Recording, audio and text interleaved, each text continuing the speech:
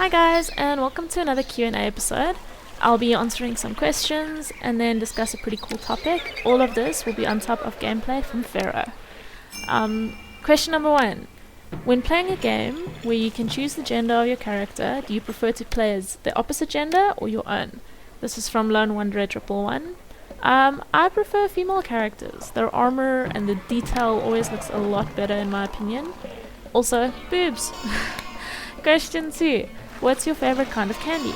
I like licorice, also like anything sour.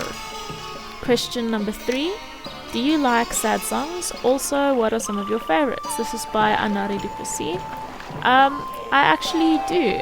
They're very meaningful most of the time, and one of my favorite bands would be Blue October. I adore all of their songs, and they're always very, very deep and emotional. Question number 4. Are your parents still together or divorced? What impact has this had on you? By Lone Wanderer 111. This is quite a complicated one. I grew up with my mom and my grandparents. My mom never talked about my real dad, and I understand that because she got very hurt. I didn't know that my family wasn't normal until I went to visit a friend from like primary school. So when I was 8, my mom remarried, and my stepdad was the only dad that I knew. So a few years ago, I started slowly looking for my biological dad, just to know what he looks like. All I really had was his surname. So it took a while. I eventually remembered my gran once mentioning a name, and I associated that with the surname, so I was looking for his name in that way. And I found a profile that I wasn't 100% sure is him, so I left it until a few months ago, and I asked around on some groups on Facebook to help me just make sure that it was the right person. And it ended up it was, so I got his email, and I didn't really want to contact him, but after a while of mentally and emotionally fighting with myself, I sent him an email saying, listen, I don't want anything, I just want you to know that I exist. I wasn't really expecting anything from it. I actually thought he would either ignore it or send me a reply saying I should leave him alone, because he has a family of his own and a wife and kids. But it wasn't 20 minutes and he replied saying that he was so glad that I found him, because it turns out his whole family knew about me, and they've all tried to find me at one point or another. So in a space of 24 hours, I went from being an only child for 21 years to the middle child of 5, and I had this whole other branch of family that I just never knew about. So it was a very emotional and hectic time, but they've all been very welcoming, and it's like they make me feel like I was never not a part of it. So yeah, that's basically my weird little parental story over there. How it's impacted me, I'd say I wouldn't be where I was today if the things didn't happen the way they did. But the past doesn't really matter anymore, because what's important is now. And right now, everything looks really good. Question 5. What is the most awesome cosplay you would like to do in future? By Simone Hawkins. I would definitely want to do a female Pentakill Karthus from League of Legends. I have a very unhealthy obsession with this champion. I just don't know why, but he's my all-time favorite, and I would just love to cosplay a female version of him. Question 6. What is the most scared you've ever been? When I was about 7, me, my gran and my mom went to like a little bread shop that was around the corner. It was always close by, so we used to walk there, and the one morning we got mugged. A really nasty guy with a big bread knife, and I ended up positioning myself in front of my gran. I can't remember how, and all I could remember was this knife. So I don't think I've ever been more scared than I was on that day. Question 7. How frequently do you talk to distant friends? If by distance you mean far away, I try to talk to some every day. If by distant you mean not close, I used to message them, but I got to a point where I just didn't care anymore, because no one ever seemed to message me first. So I just felt like I was being annoying, so I just stopped. So if they want to message me, they can message me. If they don't, they don't. You know, I'm just over caring about what they think. Question 8. What country's food do you like the most? I'm a massive fan of Asian and Oriental food. I just love it, all of it. Question 9. What technology would you like to see become a reality in your lifetime? Definitely teleportation and FTL travel options. I think that would be really cool. It will open up so many options for people as opposed to the limited options we have now concerning traveling and space travel and, you know, international travel and stuff. So definitely teleportation, and, you know, faster than light travel options would also be pretty cool. And question 10, do you prefer to be alone or around people? That depends on the people, actually. I usually prefer being alone when I'm around people I don't really know. I'm very socially anxious.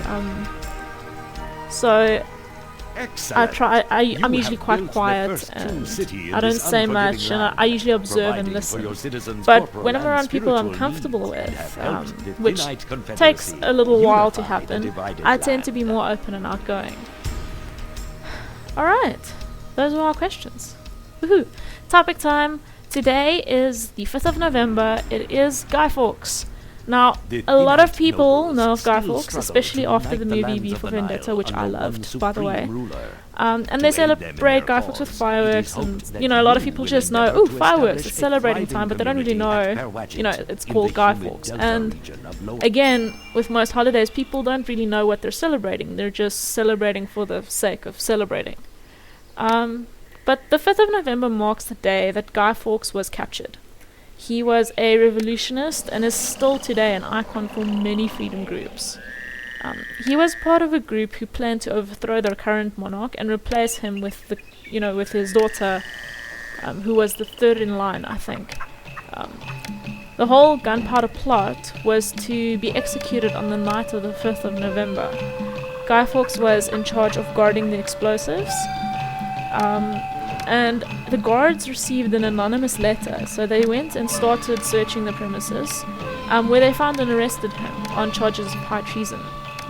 He was tortured and interrogated during the months after his capture, and eventually broke. But at his execution, he jumped off of the scaffolding and broke his neck so that he could avoid the torture and mutilation that came after being hanged alive.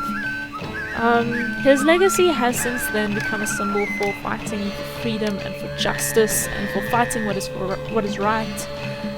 A lot of anti-government groups have taken on his mask, the Guy Fawkes face, as their symbol. Anonymous, for example.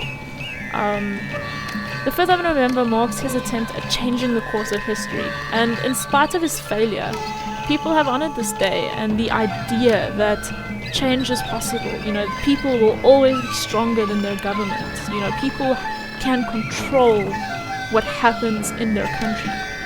They just need to do it. As long as you don't stand together, nothing will happen. But if the people rise up and they decide, screw you, they'll be amazed at what they can achieve.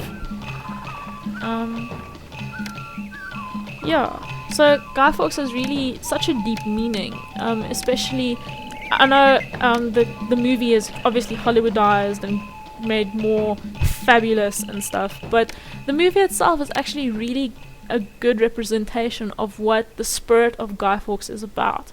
It's about fighting oppression, fighting against the people who would push you down and control your every move. Which is the case, if you think about it, most countries. You might think you're free and you have freedom, but there are these set rules that sometimes go past being there to protect the people, but more to just control the people. You know, we can go into all this, the specifics and all the technicalities, but at the end of the day, the people need to govern themselves. They need to fight for what's right and fight for what they know to be true, instead of just following a government blindly just because this specific government is in charge. So yeah, there's a little Guy Fawkes knowledge for all of you. It's really, really interesting. You guys should research it a bit. You know, his story is quite sad if you go read through all of it, from his childhood through to his military career. But of all the accounts of him, it was said he was a really charming and friendly and especially a very loyal person. And I think people can learn a lot from his legacy. If we all were more like he was, I think the world would be a much better place. So yeah, hope you all have a very great day. Celebrate responsibly. Remember, pets, fireworks, they don't mesh together. If you're gonna celebrate with fireworks, please do it at a place where it is safe and legal and designated for fireworks, because dogs and cats and birds and pets in general, they are terrified. So please don't stress the animals out. Countless animals die every year on this day because people are idiots. So please, please, please celebrate. Please celebrate responsibly. Also, I forgot, bottom of the page, I'm leaving a bunch of links for my pages and my accounts, and then also a ton of pages of awesome geeky pages that you guys really should go check out. Support the people. They're really talented and they all deserve some love. That's all I have for you guys today. A little bit more Guy Fawkes knowledge. So, cheers guys. Keep calm and stay crazy.